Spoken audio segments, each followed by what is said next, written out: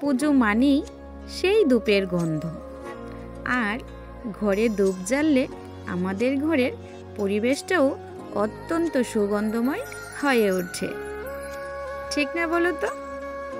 আর যতই দামি একটা পারফিউম কিনি না কেন, আরতির সময় সেই ধূপধুনোর সেই স্বর্গীয় গন্ধের কাছে তা কিন্তু কিছুই নয়। তবে হ্যাঁ, ঘরের যত রকম নেগেটিভ শক্তি রয়েছে তাও কিন্তু সেই সঙ্গে চলে যায়। হ্যালো এভরিওয়ান, কেমন আছো তোমরা সবাই? আশা করি সবাই ভালো আছো।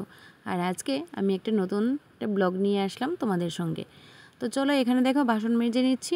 এই বাসনগুলি কিন্তু আমি আজকে পিতাম্বরী দিয়ে মাজলাম না, মেজেছি কি দিয়ে জানো? লেবু দিয়ে। দেখো কীরকম ঝকঝক ঝলমলে ঝলমলে পরিষ্কার হয়ে গেছে।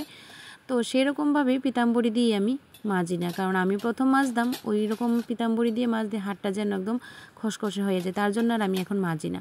তো বাড়িতে লেবু ছিল, তো আমাদের বাড়িতে অনেকগুলি লেবু গাছ, তার মধ্যে অনেকগুলি লেবু পেকেও যাচ্ছিলো। তো লেবু দিয়ে একদম ঘষিয়ে এগুলি মেজে পরিষ্কার করে নিয়েছিলাম। তার উপর ছিল আবার বৃহস্পতিবার। তো সকাল সকাল ঠাকুরের গোপাল ভোগটা দিয়ে দিয়েছিলাম, তারপর চলে আসলাম দুপুরবেলায় ঠাকুর ঘরে। তো গোপালকেও স্নান করিয়ে নিলাম।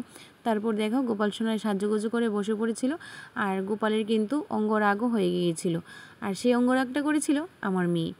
তো দেখো এখানে সাজিয়ে গুছিয়ে এবং গোপালকে বসিয়ে দিয়েছিলাম। তারপর গোপালকে এতটাই কিউট লাগছিল যে আমি ছবিটা না তুলে পারলাম না, একটু শর্ট ভিডিও করে নিয়েছিলাম। তো তোমাদের কীরকম লাগছিল অবশ্যই কিন্তু জানিও। আর দেখো গোপাল সোনা কি ভালো লাগছে, আমার তো চোখে ফেরাতে পারছিলাম না, এতই ভালো লাগছিল। তাই অনেকক্ষণ ধরে দেখো ক্যামেরাটা নিয়ে বসেই পড়েছিলাম। তারপর গোপাল সোনাকে ভোগ দিয়ে দিলাম, আর একে একে করে ঘরটাও সাজিয়ে নিয়েছিলাম। তারপর গোপালকে ভোগ দিয়ে ভোগের ওপর একটু তুলসী পাতা দিয়ে গোপালের ভোগটা নিবেদন করে নিয়েছি। তারপর লক্ষ্মী ঠাকুরও ছিল এদিন, বৃহস্পতিবার ছিল দিনটা, তো তার জন্য লক্ষ্মী ঠাকুরকেও কিন্তু ঘরটা বসিয়ে দিয়েছি। আর দেখো এখানে আরতি করে নিয়েছি। তো এই আরতির মধ্যে যে একটা শান্তি সেটা কোথাও পাওয়া যায় না। আর সকালবেলা তো স্নান করে চলে আসলে তো ঠাকুর ঘরে একদম যেন মুগ্ধ হয়ে যায়। এই যে ধূপের গন্ধটা বলেছিলাম প্রথমে, একটা পারফিউম থেকে কিন্তু অনেকটাই দামি, আমার তো খুব ভালো লাগে। আর আমাদের ঘরে যত নেগেটিভ শক্তিগুলো আছে সেগুলো কিন্তু এই ধূপের গন্ধে, ধূপকাঠির গন্ধে, সেই প্রদীপ সে তার কারণেও কিন্তু চলে যায়। আর এখানে দেখো আমি লক্ষ্মী ঠাকুরের আসনে কিন্তু ঘরটা বসিয়ে দিয়েছি, আর এখানে যে আসনে ফুলগুলো দেখছো সেগুলি কিন্তু সবগুলি আমাদের বাড়ির। তো যাই হোক, এখানে ঘরে কিছু ফল আনা হয়েছিল, আর তার মধ্যে প্রথম ফলগুলি কিন্তু আমি ঠাকুরের জন্য রেখে দিই। আর এখানে দেখো সবাইকে ভোগ নিবেদন করে নিয়েছি। তারপর লক্ষ্মী ঠাকুরকে আরতি করে নিয়েছি। যদিও লক্ষ্মী ঠাকুর ঘন্টার আওয়াজটা পছন্দ করে না, তার জন্য আমি ঘন্টাটা ওদিন আর বাজিয়েছিলাম না।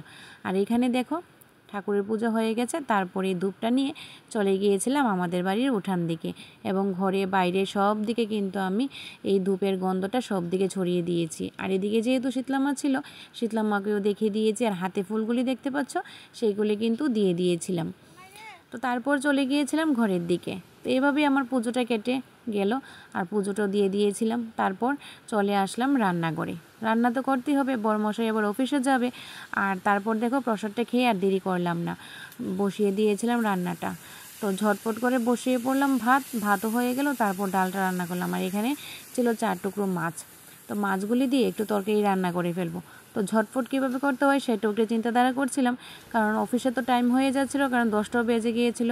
আর ওদিন তো টমেটো পেঁয়াজ দিয়ে রান্নাটা করে আমি ভাতও বেড়ে নিয়েছি। তো আমার ভিডিওটা কীরকম লাগলো অবশ্যই কিন্তু জানিও। আর আজকের জন্য টাটা।